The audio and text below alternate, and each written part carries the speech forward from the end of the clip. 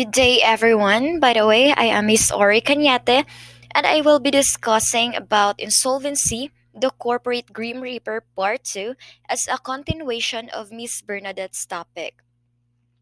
So, our learning objectives is to be able to know what are the causes of corporate insolvency, the options for dealing with corporate insolvency, the role of directors in corporate insolvency, the process of corporate insolvency, the impact of corporate insolvency, the ways on preventing corporate insolvency, and bankruptcy. And since it was briefly explained by the first reporter of what is corporate insolvency, the types of corporate insolvency, and the effects of corporate insolvency, now we are to dig what are the causes of corporate insolvency. Corporate insolvency can be caused by a variety of factors, including poor financial management, economic downturns, increased competition, and changes in consumer behavior. Other common causes of corporate insolvency include overtrading, where a company expands too quickly without adequate funding, and fraud or mismanagement by company directors. After knowing what are the causes of corporate insolvency, let us now proceed to the options for dealing with corporate insolvency. There are several options available for businesses facing corporate insolvency. One option is to negotiate with creditors to restructure debt or extend payment terms. Another option is to sell assets to raise funds or seek investment from external sources. And if these options are not feasible, a business may need to consider formal insolvency procedures such as administration, liquidation, or voluntary arrangements. These procedures can help to protect the interest of creditors and stakeholders while allowing the business to either restructure or wind up its affairs. Furthermore, there are people behind of what's happening in an organization, a company, or a business. Thus, our question is what is the role of directors in corporate insolvency? So, directors have a legal duty to act in the best interest of the company and its shareholders, and this duty does not change when the company becomes insolvent. In fact, directors have additional responsibilities in insolvency situations, such as ensuring that the company does not continue to trade while insolvent and seeking professional advice to help guide their decisions. So, if a director fails to fulfill their duties in an insolvency situation, they may be held personally liable for any losses incurred by the company or its creditors.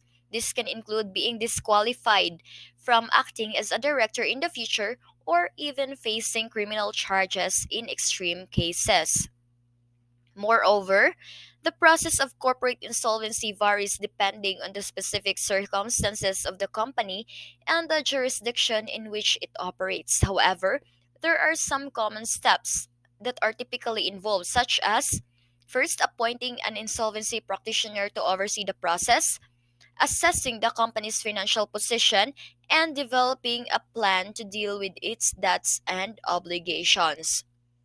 In some cases, the company may be able to continue trading under the supervision of the insolvency practitioner, while in other cases naman, it may need to be wound up and its assets sold to repay creditors.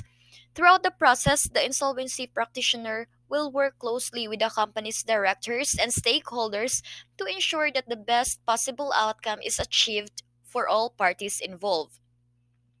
And with all those happening, what are the impact of corporate insolvency? So, corporate insolvency can have a significant impact on a business and its stakeholders. Creditors may lose money, employees may lose their jobs, and shareholders may lose their investments.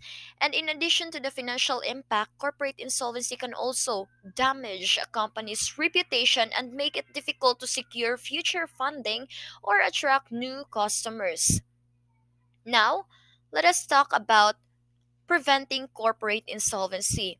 The best way to deal with corporate insolvency is to prevent it from happening in the first place.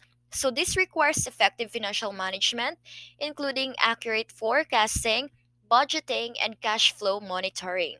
Other measures that can help to prevent corporate insolvency include maintaining good relationships with creditors, diversifying revenue streams, and investing in marketing and customer engagement to stay competitive in the market.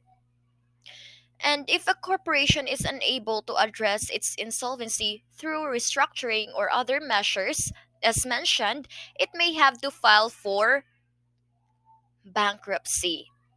So, bankruptcy is a legal status of a person or organization that cannot repay its outstanding debts or to creditors. That so allows a corporation to liquidate its assets and pay off its debts to creditors. Bankruptcy is usually declared by a court order. So while bankruptcy can be a difficult and painful process, it can provide a fresh start for a corporation, a company, by allowing it to restructure and rebuild its operations under the guidance of a court appointed trustee. Once again, I am Ori Cañete, the reporter, and thank you very much for listening. So may you be strengthened with all power according to his glorious might for all endurance and patience with joy. Colossians 1:11.